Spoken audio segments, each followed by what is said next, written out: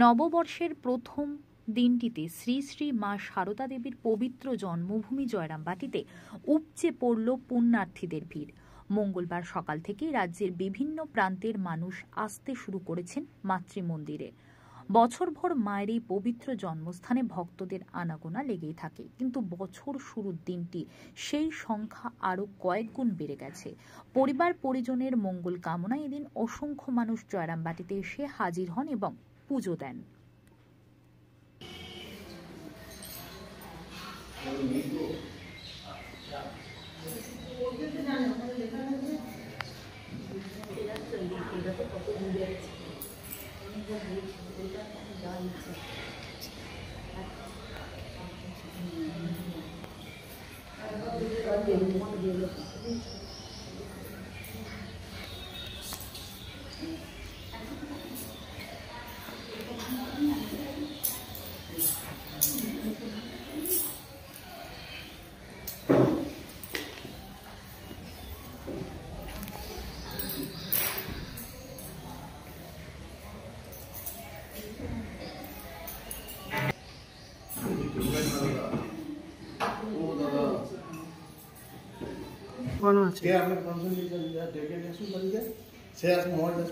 নিজে থেকে শুনবেন।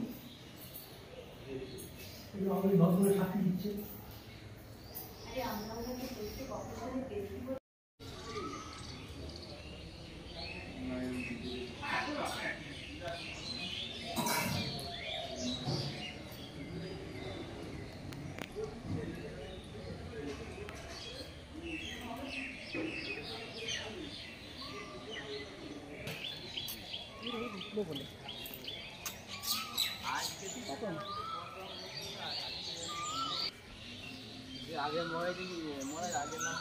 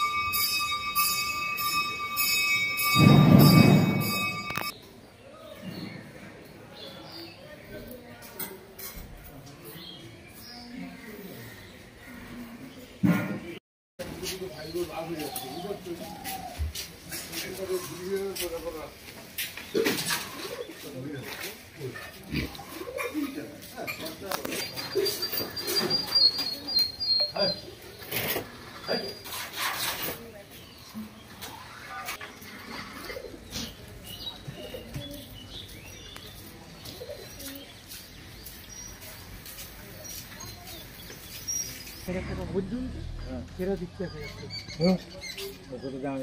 বলবো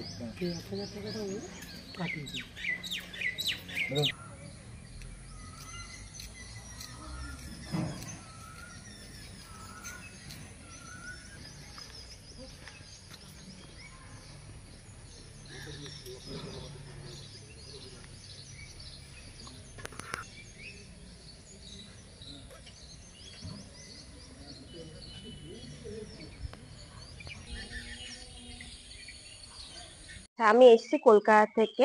শুভ নববর্ষ, আপনাদের সবাইকে শুভ নববর্ষ জানাচ্ছি। বলো, কোথায় এসেছেন, কিভাবে কাটাচ্ছেন? আমি গতকাল তো আম্বেদকর জয়ন্তী ছিল, বয়স্ক বাবা মাকে নিয়ে ভাবলাম ছুটির মধ্যে কাছাকাছি, কলকাতার কাছাকাছি জয়রামবাটি কামারপুকুর কাছাকাছি হয়, জয়রামবাটি এলাম। আজকে কামারপুকুর হয়ে বাড়ি ফিরবো। জয়রামবাটি কেন আজকে প্রথম দিন?